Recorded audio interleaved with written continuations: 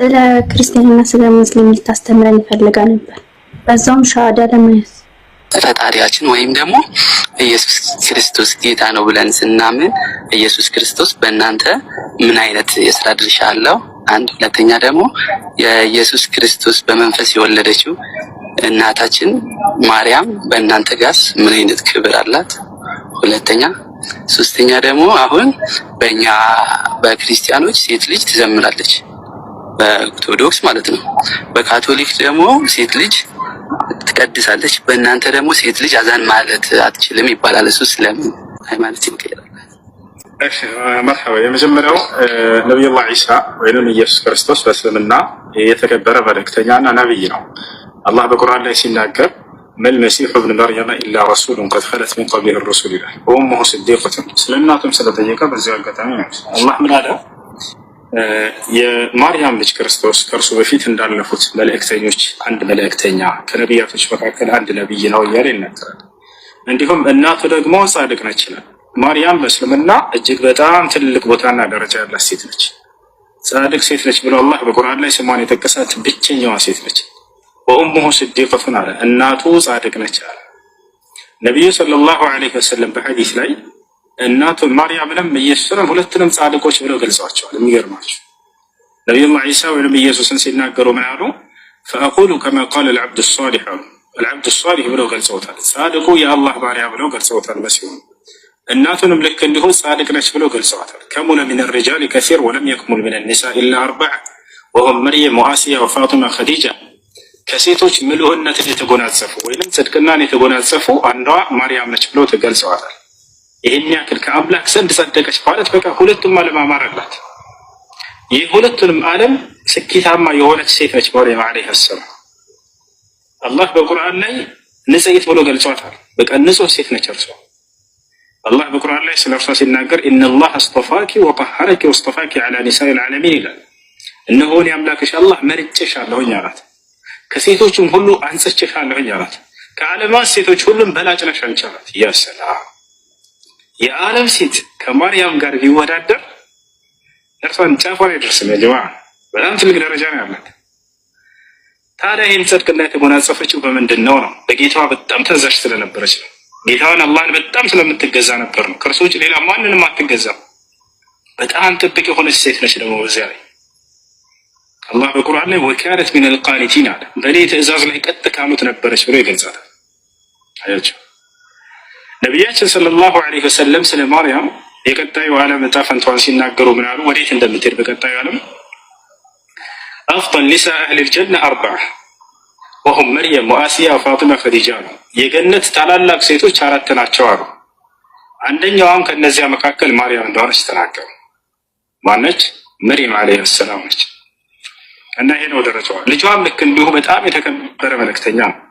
አላህ በቁርአን ላይ ስለ እርሱ ምን ብሏል? ስለ መሲሁ ወጂሃን ፊ ዱንያ ወልአኺራ ወሚነል ሙቀረቢን፣ በዚች በቅርቢቱም ዓለም በቀጣዩም ዓለም ባለ ክብር የሆነ ነቢይ ነው። ባለ መዋል የሆነ ነቢይ ከእኔ ዘንድ ቅርብ ደረጃ ካላቸው መካከል ነው ብሎ ገለጸ። ያ ሰላም! ከአምላክ ዘንድ ቅርብ ደረጃ ካላቸው ነቢያቶች መካከል ነው። 5 ነቢያት ማንን ደረጃቸውን አይደርስባቸውም። ኡሉል ዐዝም የሚል ስያሜ አላቸው። የቁርጠኝነት ባለቤት ማለት ነው። ያ ማለት በአስተምሮታቸው ጊዜ ከማንም በላይ መከራ ደርሶባቸው የትዕግስት ጥግ የደረሱ ነቢያት ናቸው። እነዚህ 5ቱን አላህ በሁለት ቦታ ላይ በአንድ በተከታታይ ይገልጻቸዋል። አንደኛ ሱረቱል አሕዛብ፣ ሁለተኛ ሱረት ሹራ ላይ ማን ማን ናቸው? ነቢዩ ሙሐመድ ሰለላሁ ዐለይሂ ወሰለም፣ ኢብራሂም ዐለይሂ ሰላም ወይንም አብርሃም፣ ልክ እንዲሁ ደግሞ ነቢዩላህ ዒሳ ወይንም ኢየሱስ ወይንም ደግሞ ሙሴና ሃሩን ማን ነው?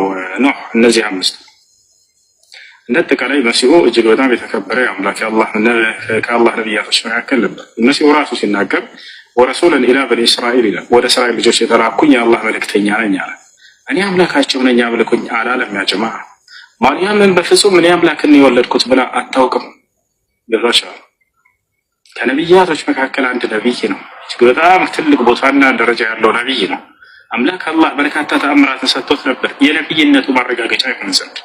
ለምሳሌ ዓይንን ማብራት፣ ሙታንን ማስነሳት፣ ለምጽን መፈወስ። ለምጽ ያለባቸው ሰዎች አካላዊ በሽታ ይዘህ በመሲሁ ዘመን አትሄድም የተፈወስክ ቢሆን እንጂ እዚሁ በአላህ ስም ብሎ ቢስሚላህ ብሎ ነካ ካደረገ ያለበት በሽታ ሁሉ ይፈወስ ነበር።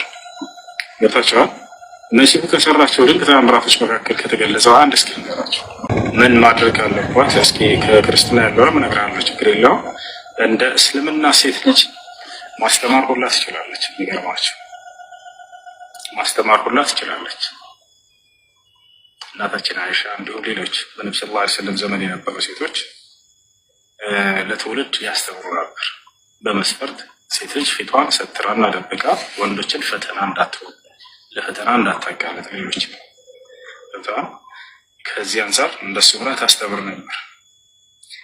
ልክ እንዲሁ ደግሞ በቤቷ ውስጥ የአምልኮ ስርዓቶችን ሁሉ መስራት ትችላለች። አዛን ያልከውንም እንዲሁ አዛን ይህ የአዛን ጥሪ የሚመለከተው ወንዶችን ስለነበር ወንዶችን ነው እሱ የሚመለከተው። ሴቶች ቤታቸው መስገድ ሁላ ተፈቅዶላቸዋል። እንደሚታወቀው ጨለማ አለ። በጨለማ የሚሰገዱ ሶላቶች አሉ። የሱብሂ ሶላት ይባላል፣ የኢሻ ሶላት ይባላል። እነዚህን በጨለማ ሄዳ ሴት ልጅ እንድትሰግድ አላስገድዳትም። ምክንያቱም ሴት ልጅ በባህሪዋ በተፈጥሯ የመፍራት ባህሪ አለባት።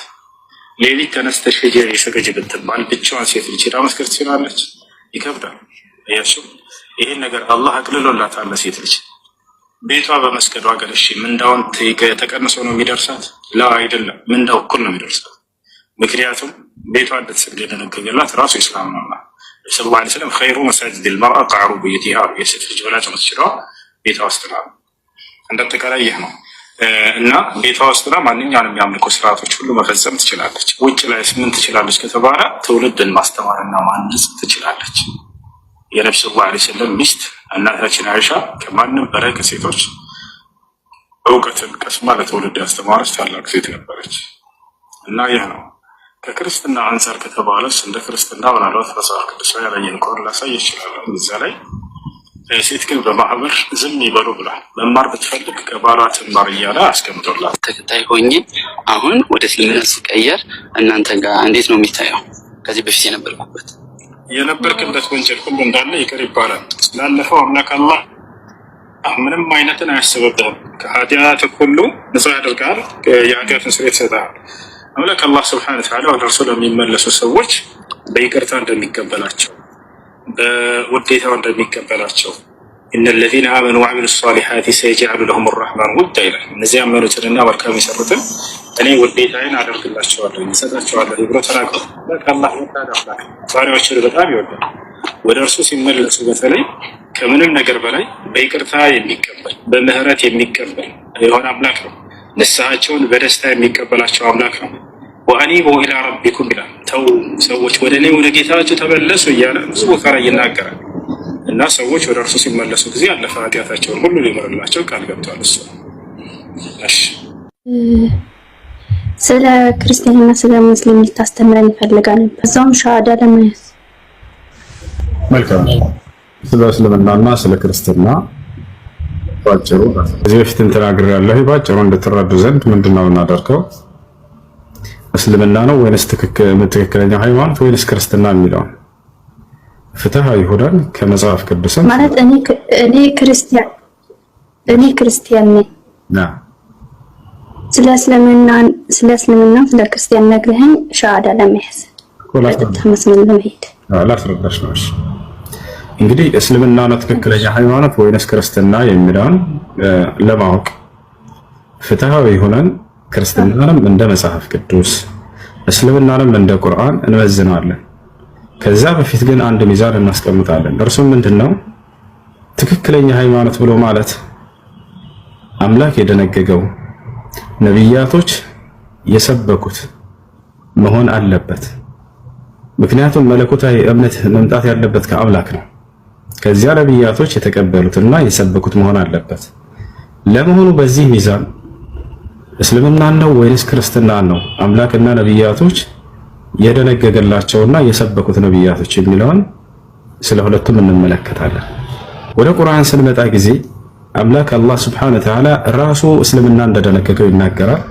ልክ እንዲሁ ነቢያቶችም እስልምናን እንደሰበኩት ይናገራሉ። ማስረጃ ቃለ Subhanahu Wa Ta'ala ኢነ الدين عند الله الإسلام አላህ ምን አለ? ከእኔ ከአምላካችሁ ዘንድ ቀጥተኛው ሃይማኖት እስልምና ሃይማኖት ብቻ ነው እያለ ይናገራል። ልክ እንዲሁ ለቀደሙት ነቢያት ራሱ ደንግጎ እንደሰጣቸው ሲናገር እስልምናን ምን ይላል? ሸረዐ ለኩም ሚነ ዲን ማ ወሳ ቢሂ ኑሐን ወለዚ አውሐይና ኢለይከ ወማ ወሰይና ቢሂ ኢብራሂመ ወሙሳ ወዒሳ ይላል። እነሆ ይህን እስልምናን ሃይማኖት እኔ ደነገግኩላችሁ አለ አላህ። ከዚያም በኋላ ምን አለ? ከዚህ በፊት ኖህን፣ አብርሃምን፣ ሙሴንና መሲሁን አዝዤባቸው የነበረውን ሃይማኖት ራሴ ደነገግኩላችሁ እያለ ይናገራል። አያችሁ? ስለዚህ አምላክ ራሱ ደንግጎት እንደነበር ለቀደሙት ነብያት ራሱ ይነግረናል። እሺ ነብያቶችስ ሰብከውታል ወይ ወደሚለው ስንመጣ፣ አዎ ነብያቶችም ሰብከውታል። ራሳቸውን እኛ ሙስሊሞች ነን እያሉ ይገልጹ ነበር። ኖህን ብንወስድ ለምሳሌ ወኡሚርቱ አን አኩነ ሚነል ሙስሊሚን አለ፣ እኔ ከሙስሊሞች እንደሆን ታዘዝኩኝ አለ። ያ ልክ እንዲሁ ያዕቁብ አለይሂ ሰላም ልጆቹን አደራ ሙስሊም ሁኑ እያለ ሲሰብካቸው እናያለን። ወያዕቁብ ያ በኒየ ኢነላህ አስጠፋ ለኩም ዲን ፈላ ተሙቱና ኢላ ወአንቱም ሙስሊሙን። ያዕቁብ ምን አለ? ልጆቼ ሆይ እነሆ አምላካችሁ አላህ አንድ ሃይማኖትን መርጦላችኋል፣ እርሱም እስልምና ነው። አደራ ልጆቼ ሙስሊሞች ሆናችሁ እንጂ አትሞቱ አላቸው ይላል። ስለዚህ ከዚህ እንረዳለን አምላክ እንደደነገገውና ነብያቶች እንደሰበኩት በዚህ መሰረት እናገኛለን ኢስላም። በዚሁ አንጻር ለመሆኑ እግዚአብሔር ክርስቲያን ሁኑ ብሎ ደንግጓል ወይ? ልክ እንዲሁ ነብያቶች ክርስቲያን ሁኑ ብለው አዘዋል ወይ ብለን መጽሐፍ ቅዱስ ላይ ስንሄድ አንድ ቦታ ላይ እግዚአብሔር ክርስቲያን ሁኑ ያለበት ቦታ የለም መጽሐፍ ቅዱስ ላይ። ልክ እንዲሁ ነብያቶችም ክርስቲያን ሁኑ ወይም ክርስትና እምነትን ተከተሉ ብለው የሰበኩበት አንድ ቦታ ላይ አታገኙ። ስለዚህ እንዳውም የሚናገረው ምንድነው? የሐዋርያት ሥራ ምዕራፍ 11 ቁጥር 26 ላይ ደቀ መዛሙርትም ለመጀመሪያ ጊዜ በአንጾኪያ ለአንድ ዓመት ያክል ተሰባሰቡ፣ በዚያም ለመጀመሪያ ጊዜ ክርስቲያን ተባሉ ይላል። መቼ? ነብያት እንዳለ ካለፉ በኋላ ማለት ነው። አያቸው አይደል?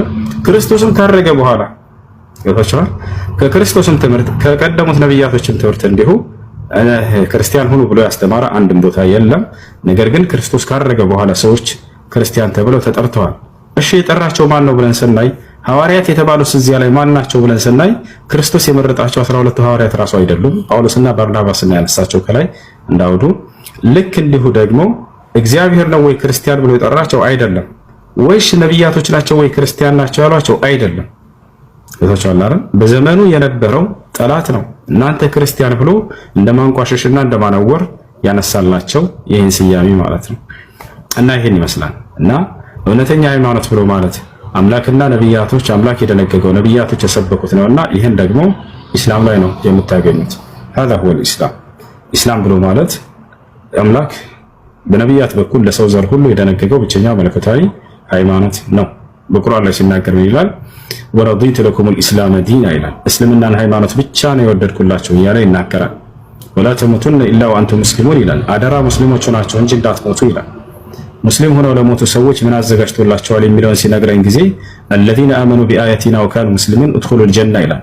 እነዚያ በእኔ በአላህ ያመኑና ሙስሊሞች የሆኑትን ገነትን ግቡ ነው የምላቸው እያለ ይናገራል። ሙስሊም ሳይሆኑ የሞቱትንስ ወደ ገሃነም የሚሄዱት ይከስራሉ እያለ ይናገራል። يقول سبحانه وتعالى ومن يبتغي غير الإسلام دينا فلن يقبل منه وهو في الآخرة من الخاسرين። ከእስልምና ውጭ ሌላን ሃይማኖት የፈለገ ሰው እና የተከተለ ሰው ይህ ከእኔ ዘንድ የተሳይቀን ተቀባይነት የለውም፣ እርሱም ከከሳሪዎች ይሆናል ከጀሃነም ሰዎች እያለ ይናገራል። ይህን ይመስላል። እሺ ምትሽናቸው አንቺዋለሁ እኮ እሺ ሻሃዳ ራስይዘሽ አዋሲዘ እሺ አሽሃዱ አላ ኢላሃ ኢላላህ ወአሽሃዱ አነ ሙሐመደን ረሱሉላህ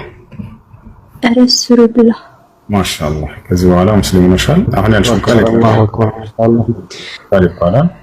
ትርጉሙ አሽሃዱ አን ላ ኢላሃ ኢለላህ ማለት እነሆ ከአላህ በስተቀር በእውነት የሚመለክ ሌላ አምላክ የለም ብዬ መሰክራለሁ። ወአሽሃዱ አነ ሙሐመድ ረሱሉላህ ሙሐመድም የአላህ መልእክተኛና ነብይ ናቸው ብዬ መሰክራለሁ ማለት ነው። እህቴ ሰልማን ላይ ባንተ እጅ ነው ሻሃዳ ያዘችው። ብዙ ነገር አስተምራኛለች። ስለ እስልምና ብዙ ነገር ተምሬያለሁ። ብዙ ቦታም ጠይቄያለሁኝ። አሁን ግን መሐመድ የሚለውን እንድታሳየኝና መሐመድ ሲያለው ለምንድን ነው? ምክንያቱም መሐመድ የሚለው ከዚህ በፊት አንተን ሰምቼ ስጠይቃቸው ሐሰተኛ ነብይ ይመጣል ብሎ ነው መሐመድ ያለው እንጂ ሙሐመድ የሚል ቃል የተጠቀመው ሐሰተኛ ነብይ እንደሚመጣ ነው የጠቆመን ብለው ስለነበረ ለምን እንደጠቀሰው ስሙንና ሙሐመድ የሚለውን እንድታሳየኝ ይፈልጋሉ። ከዛ ሻሃዳ ማያስ ይፈልጋሉ። እሺ አንደኛ እዛ ቦታ ላይ ሐሰተኛ ነብይ ምናምን የሚል ቃል የለውም። እዛ ላይ ማዕልየ ዘሰለሞን ላይ ነው አንደበቱ ጣፋጭ የሆነ ብሎ አንስቶታል። አንደበቱ ጣፋጭ ብሎ ማለት እንግዲህ አንደበት ጣፋጭ ሊሆን የሚችለው የአምላክን ቃል የሚናገር በመሆኑ ነው። ገብታችኋል አይደል? ነብዩ ሙሐመድ ሰለላሁ ዐለይሂ ወሰለም አምላክ አላህ አንደበታቸውን ሲያወድስላቸው በቁርአን እናያለን። ወማ የንጢቁ ዐኒል ሀዋ ብሎ ማለት ነው። ኢን ሁወ ኢላ ወሕዩን ዩሃ ምን ይላቸዋል? ሙሐመድ በአንደበቱ ከእኔ የሚተላለፍለትን ራእይ እንጂ አይነግራቸውም ብሎ አንደበታቸውን ያወድሳል። እዚያም ላይ ምን ይላል? አንደበቱ ጣፋጭ የሆነ ብሎ ገልጾታል። እርሱም ውዴ ነው ብሎ ገለጸ። እዚያ ላይ ውዴ የሚለው ቃል አምላክ ከማንም በላይ ቅርብ አድርጎ የወደደው አካል ነው። ነቢዩ ሙሐመድ ሰለላሁ ዐለይሂ ወሰለም ቃል በቃል ምን አሉ? ኢነላህ ቀድ ኢተኸዘኒ ኸሊለን ከመ ኢተኸዘ ኢብራሂመ ኸሊል አሉ። አላህ ከማንም በላይ ውዱ አድርጎ የያዘው እኔን ነው አሉ። የሚገርምሽ እዚያም ላይ ቃል ምን ይላል? እርሱ ውዴ ነው፣ የኢየሩሳሌም ልጆች ወይ ይሄን እወቁ እያለ ይነግራቸዋል። ከማንም በላይ አምላክ ውድ አድርጎ የያዘው እኔን ነው ብለው ተናገሩ ሐዲስ ላይ። አምላክም ቃል በቃል አንደበታቸውን ሲያወድስ አንደበቱ ግን ሐሰትን አይናገርም፣ ከእኔ ዘንድ የሚተላለፍለትን ራእይ ብቻ ነው የሚናገረው ሙሐመድ ብለው ወደሳቸው። እየተናገረ ያለ ስለ እርሳቸው ነው። ቀጥታ እዚያ ቦታ ላይ ሄደን ስናየው ጊዜ መጽሐፍ ቅዱስም ላይ ወደ ዕብራይስጡን ቀጥታ ስንተረጉመው ሙሐመድ ብሎ አስቀምጦታል። ራሱ ሙሐመድ አይ ስለ ሰው አይደለም ስለ ግለሰብ አይደለም የሚናገረው ሌላ ትርጉም ነው ብለው ይነግሯቸዋል። ስለ ሰው ነው፣ ለዚያም ስለ ወንድ ልጅ ስም ነው። እዚያው ላይ ማብራሪያው ላይ ላሳይሽ። ይህ እየተናገረ ያለው ስለ ወንድ ልጅ ስም ነው። ያና እዚህ ጋር ይገኛል ሙሐመድ የሚለው ይታይሻል? አዎ ይታየኛል። አዎ ሙሐመድ ይላል። ስለምንድን ነው የሚናገረው? ከወዲሁ እዚህ ጋር ያብራራዋል። ያው የንግግር ክፍል ስም ነው። የምን ስም? የወንድ ስም ነው። የወንድ ልጅ ስም ነው። ይሄ ስም እዚህ ጋር የተቀመጠው ሙሐመድ ይላል እዚያው። ነገር ግን አማርኛ ላይ አይ የሰው ስም አይደለም ጣፋጭ ነው አንደበቱ ምናምን ብለው አስቀምጦታል። የሚገርመው ቢቀይሩትም እንኳን አማርኛው የሚገልጸው እርሳቸውን ነው። ከማንም በላይ አንደበቱ ጣፋጭ የሆነ ብሎ አላህ በቁርአን ላይ ወማ የንጢቁ ዐኒል ሀዋ አንደበቱ ከራሱ ከልብ ወለዱ የሚናገር አይደለም። ኢን ሁወ ኢላ ወሕዩን ዩሃ ከእኔ ዘንድ የሚተላለፍለትን ራእይ ብቻ በአንደበቱ የሚናገር ነው ብሎ አንደበታቸውን አወደሰ። ከዚያ ምን አለ ቀጥሎ? ይህ ነው ውዴ እያለ ገለጻቸው። እዚሁ የአማርኛው መጽሐፍ ቅዱስ ላይ ወሻለርላ አምላክ ከማንም በላይ ውዴ ብሎ የገለጸው እርሳቸውን እንደሆነ ሐዲስ ላይ ቃል በቃል አለ። ኢነላህ ቀድ ኢተኸዘኒ ኸሊለን ከመ ኢተኸዘ ኢብራሂመ ኸሊል አሉ። አላህ እኔን ከማንም በላይ ውዱ አድርጎ ይዞኛል አሉ። አብርሃምን ውዱ እንዳደረገ ብለው ተናገሩ። አብርሃምን ውዱ አድርጎታል። ነገር ግን ከማንም በላይ እርሳቸውን እንደያዘ ቀድመው ተናገሩ። ይህ ነው ውዴ ብሎ የገለጻቸው እርሳቸውን ነው አምላክ ከማንም በላይ የወደደውና ያቀረበው። ይሄን ይመስላል። እሺ አመሰግናለሁ። ይሄ አካውንቱ ቲክቶኩ የእህቴ ነው። ምናልባት የምታውቋት ካላችሁ በዚህ አካውንት ገስት ላይ የሚገባ ቁርአን ምናምን ስለምታዳምጥ ሰለምቴ ነችና አንተንም እንዳዳምጥ ብዙ ጊዜ እከታተላለሁ። ታታችሁኝ እሷን አይ ስልኩን የሰጠችኝ አዳምጩ ብላ ማለት ነው ስለምትሰራ የምታውቋትም ካላችሁ ሌላ ነገር እንዳይመስላችሁ ያው ገስት ላይ ገብታ ቁርአን ስለምታዳምጥ ማለት ነውና የሷ ስልክ ነው። እኔ አሁን ሻሃዳ መያዝ ፈልጋለሁ። አሽሃዱ ሻሃዱ አላህ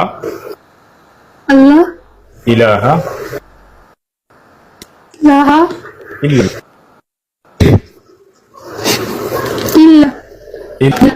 ኢላላህ ወአሽሃዱ አን ሙሐመድ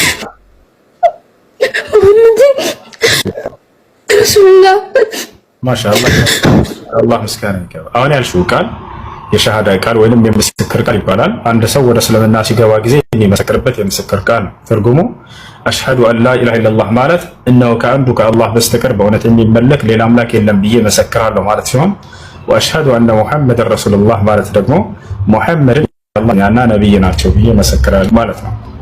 በየሁሉም ነብያት ዘመን በዚህ ነበር ሰዎች የሚገቡት። በዘመናቸው ያለውን ነብይ እንደ ነብይ ይመሰክራሉ። አምላክ ደግሞ አንድና ብቸኛ ነው፣ ከእርሱ ውጭ ሌላ ይመሰክራሉ። ለምሳሌ ሐዋርያቶች እንዴት ሰለሙ ከተባለ አላህ ሲናገር ነው ወኢዛ ወሐይቱ ኢለል ሐዋሪይን አን አሚኑ ቢ ወቢረሱሊ ቃሉ አመና ወሸሀድ ቢአንና ሙስሊሙን ይላል። ወደ ሐዋርያቶችም የቃሌን ባስተላለፍኩ ጊዜ አስታውስ ይላል። እናላቸው ሐዋርያቶችን አን ቢረሱሊ በእኔ በአምላካችሁ በአላህ እመኑ በላኩላችሁ መልእክተኛም እንዳል ሐዋርያቶችን ምን አሉ? ቃሉ አመና እነሆ አምነናል አሉ። ከዚያስ ወሽሀድ ቢአንና ሙስሊሙን አሉ። በማመናችን ምክንያት ይህን እኛ ከሙስሊሞች ጋር በእኛ ሙስሊሞች መሆናችንን መስክር አሉ ይላል።